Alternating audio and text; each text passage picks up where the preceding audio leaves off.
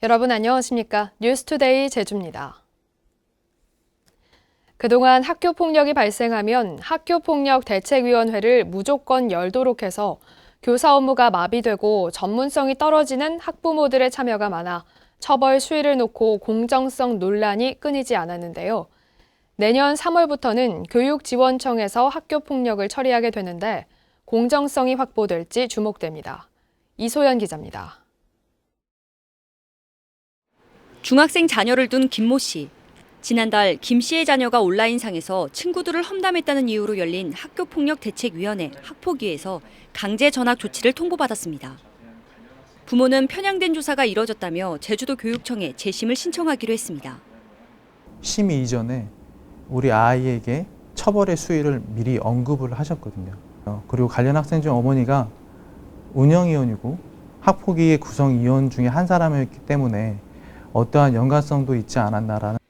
이처럼 학폭위의 처벌 수위가 부당하다며 재심을 청구한 건수는 올해 47건, 2년 새 2배 늘었습니다. 이 가운데 39%는 인용이 됐고 재심이 기각되자 행정심판으로 이어진 건수도 106건에 이릅니다. 일선 학교마다 설치된 학폭위는 절반 이상이 참여하고 있는 학부모의 전문성이 떨어지는 데다 친소관계에 따라 처벌 수위가 결정돼 공정성 문제가 끊이지 않았습니다. 내년 3월부터는 학교폭력을 전담하는 학폭위가 교육지원청에 구성되는데 학부모 비중을 3분의 1로 줄이고 전문 인력이 포함됩니다. 객관적이라는 말 속에 또 다른 부작용이 나올 수도 있는 것이기 때문에 이제 학교 폭력이라는 걸 모두 하나로 치부하지 말고 좀 경중을 나눠서 처리하는 것도 좀 필요하다고 봅니다. 하지만 성사항 관련 심의 건수가 최근 증가하고 있는 만큼 성폭력 대책 전문가의 참여와 별도의 분과의 운영이 필요하다는 여론이 일고 있습니다. 학교폭력 처벌 수위의 공정성 시비가 끊이지 않고 있는 가운데 교육당국의 심의위원회가 학교폭력을 조절할 수 있는 해결책이 될지 관심이 쏠리고 있습니다. MBC 뉴스 이소연입니다. 제주도와 의회 갈등이 제2공항 특위 예산에 이어 도의원 재량 사업비로 확산되는 모양새입니다. 더불어민주당 의원들은 의원 재량 사업비를 도민에게 돌려주기로 했다는 원희룡 지사의 발언에 대해 공식 사과를 요구했습니다. 보도에 오승철 기자입니다. 의원 재량 사업비를 도민들에게 돌려주기로 합의했다는 원희룡 지사의 발언. 더불어민주당이 의원총회를 열어 대응 방안 논의에 나섰습니다.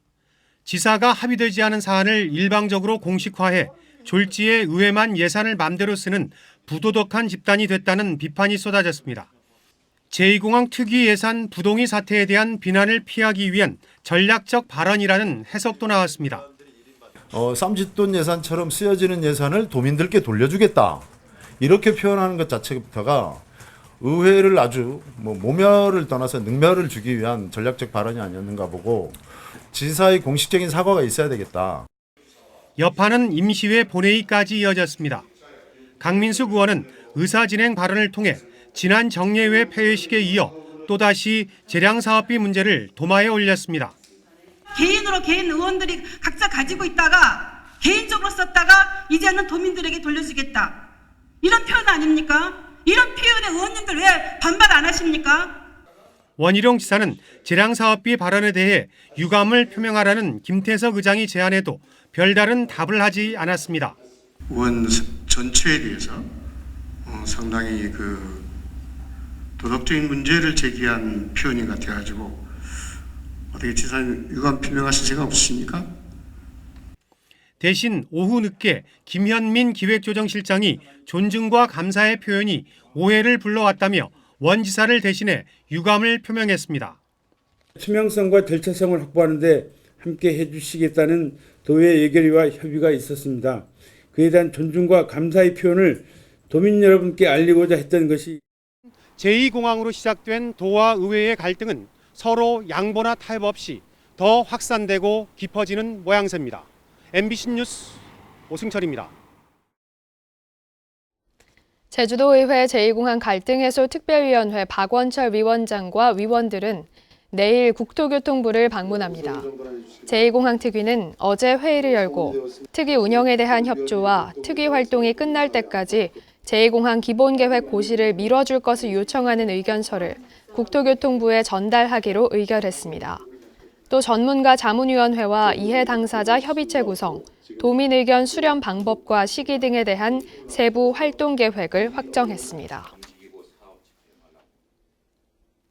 동시대의 아픔을 가진 동아시아 섬 예술가들이 평화를 염원하는 전시를 마련했습니다. 제주와 오키나와, 타이완 등 동아시아 지역에 드리운 어두운 역사를 성찰하고 평화를 모색하기 위한 자리입니다. 김항섭 기자의 보도입니다. 회색 철조망 뒤로 커다란 등나무 한 그루가 쓸쓸히 서 있습니다.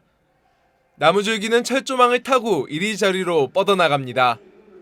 작가는 전쟁 직후 오키나와의 미군 기지가 주둔해 있는 현실을 작품에 표현했습니다. この絵には金網と富士が描かれています。金網は僕にとって沖縄生まれ故郷であり、富士は今僕が住んでいる日本を表しています。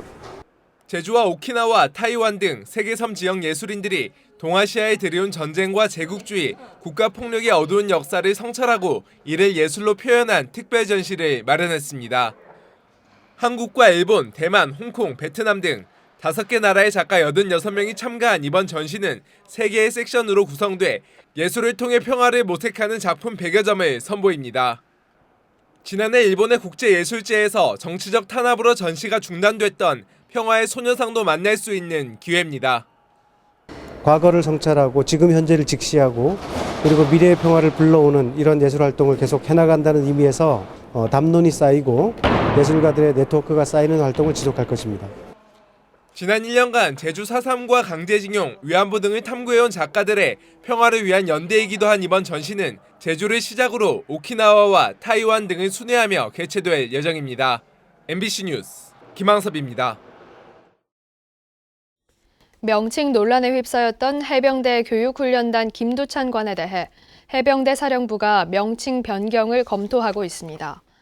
해병대 사령부는 어제 입장 자료를 내고 고 김두찬 장군의 기록과 자료 등을 면밀히 확인해 적절성을 검토할 예정이며 변경에 무게를 두고 있다고 밝혔습니다.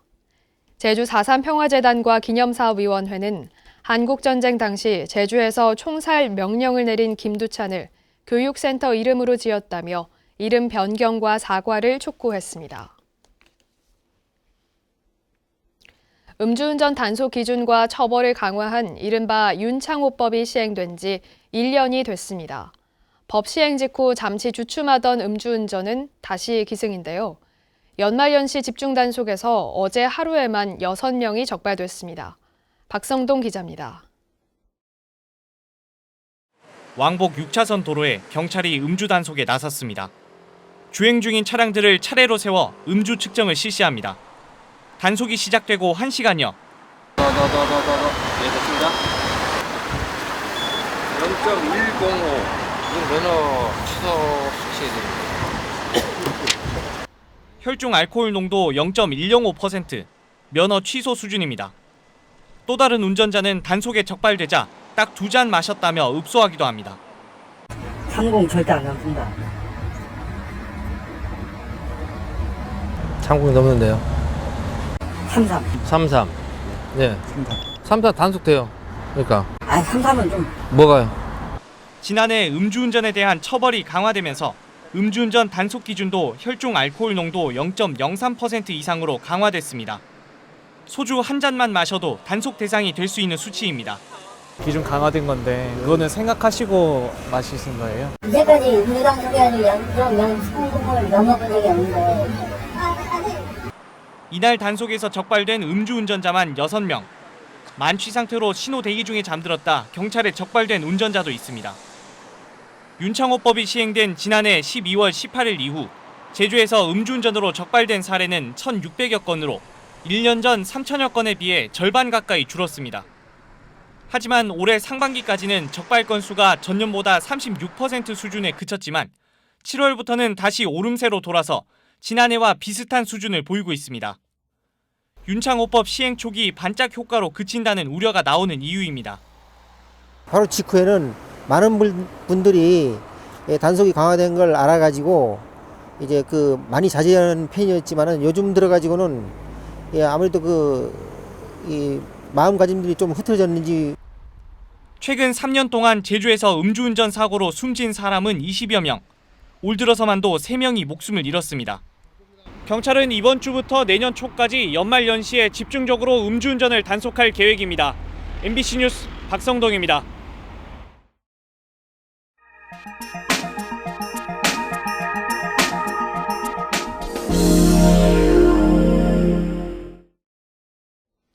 남북 산림협력의 하나로 추진됐던 평화 양묘장 조성 사업이 최근 완공됐습니다. 남북 관계가 경색되면서 아직 가시적인 성과를 내지는 않고 있지만 해빙 무드로 돌아서면 북한의 기후와 유사한 조건에서 본격적인 묘목 생산이 이뤄질 전망입니다. 강원 영동 이훈 기자가 보도합니다. 추운 날씨에서도 잘 자라는 낙엽송과 밤나무, 불참나무가 양묘장을 가득 메웠습니다. 북한의 황폐해진 산림 복구를 위해 산림청이 평화 양묘장 조성 사업을 시작하면서 키운 것들입니다. 지난 2016년부터 조성 사업을 시작한 평화 양묘장이 최근 완공돼 본격적인 묘목 생산 체계가 갖춰졌습니다. 산림청이 20억 원을 들여 3헥타르 규모로 조성한 양묘장에는 온실 7동과 종자 재배시설, 저온 저장고 등이 들어섰습니다. 최북단 고성에 조성된 이유는 북한과 가깝고 기후도 비슷해 묘목을 옮겨 심기 위한 생산지로는 유리한 조건을 갖췄기 때문입니다. 본격적인 기후 적응을 위해 1년 전까지 온실 속에서 키운 묘목은 바깥으로 옮겨 심었습니다. 양묘장 조성 당시 6만여 그루였던 어린 나무들은 현재 24만여 그루로 늘었고 묘목 크기도 옮겨 심기가 가능한 40cm 이상까지 자랐습니다. 북한의 산림 황폐화는 우리 대한민국 지역의 산림 생태계에도 영향을 미치기 때문에 지금 현재 우리가 빨리 복구용 묘목을 생산해서 그 북한 지역의 산림 생태계 안정을 이루는 것이 무엇보다도 필요한 시점이기 때문입니다. 내년부터는 대북 지원용 종자 채취와 발화, 양묘 등 기후에 적합한 나무 성장과 생산 시험도 이뤄질 예정입니다. 하지만 남북 관계 경색 분위기가 지속되면서 당초 구상했던 남북 산림 교류와 산림 복원, 기술 협력 등은 좀처럼 진전을 보지 못하고 있습니다. 때문에 현재 평화 양묘장은 국내 산불 피해지 복구나 조림 사업 등을 위해 주로 운영되고 있습니다. 올가을 동해안 산불 피해지에 2만 그루가 복구용으로 지원되기도 했습니다. MBC 뉴스 이웅입니다.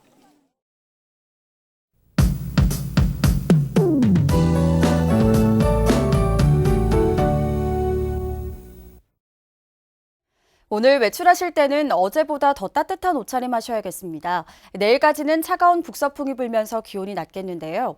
오늘 최저 기온은 6도를 보이겠고 낮 최고 기온은 9도에 그치겠습니다. 예년 이맘때보다도 1도에서 2도가량 낮은 건데요. 여기에 찬바람이 강하게 불면서 체감온도는 제주시를 기준으로 3도에 그치겠습니다. 감기 걸리지 않도록 건강관리 잘해주셔야겠습니다. 오늘 오전엔 기압골의 영향으로 흐리겠습니다. 낮까지 곳곳에는 산발적으로 빗방울이 떨어지는 곳이 있겠고요. 한라산 정상 부근에는 내일까지 눈이 날리는 곳이 있겠습니다. 기온이 낮은 산간도로에는 결빙되는 구간이 있어서 교통안전에 주의하셔야겠고요. 강한 바람에 시설물이 날아가지 않도록 안전점검도 잘해주셔야겠습니다. 다음은 자세한 지역별 날씨입니다. 현재 기온 남부가 7도, 북부와 서부, 동부가 6도를 보이고 있습니다. 낮 최고 기온은 남부가 12도, 북부와 동부가 9도, 서부가 8도로 예상됩니다. 오늘 도서 지역엔 구름 많겠고 현재 기온 6도 선에서 출발하고 있습니다. 제주도 남쪽 먼바다에 발효 중이던 풍랑특보는 해제됐지만 여전히 물결이 3m로 높게 일겠습니다. 항해나 조업하는 선박은 주의하시기 바랍니다. 오늘 아침 제주공항은 흐린 가운데 항공편은 정상 운항되고 있습니다. 주간 날씨입니다. 주말엔 대체로 흐리겠고요. 일요일에는 비 소식이 있겠습니다. 날씨였습니다. 제주 제2공항 백지화 전국행동은 성명을 내고 지난 3일 국토부가 환경부에 제출한 전략 환경 영향평가 보완서에 대해 환경부는 원칙대로 협의하라고 요구했습니다. 또 문재인 대통령과 국회가 도민 의견 수렴을 요구한 만큼 환경부와 국토부는 검토 의견과 협의 내용을 투명하게 공개하고 공론화 특위 운영 기간 동안 모든 절차를 중단하라고 요구했습니다. 제주공항 이용객이 사상 처음으로 3천만 명을 넘어섰습니다. 한국공항공사 제주지역본부에 따르면 올해 제주공항 이용객은 지난 16일 현재 3,005만 7,300명으로 인천을 제외한 전국 14개 공항 가운데 처음으로 3천만 명을 넘어섰습니다. 국내선 이용객은 지난해보다 3%, 국제선은 40% 증가했습니다.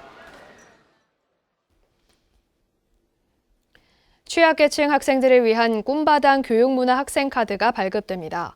제주도는 내년 3월부터 기초생활수급자와 차상위 계층, 한부모 가정자녀인 초중고생에게 온라인 강의와 서점, 진로체험 테마파크 등에서 사용할 수 있는 꿈바당 교육문화 학생카드를 발급한다고 밝혔습니다.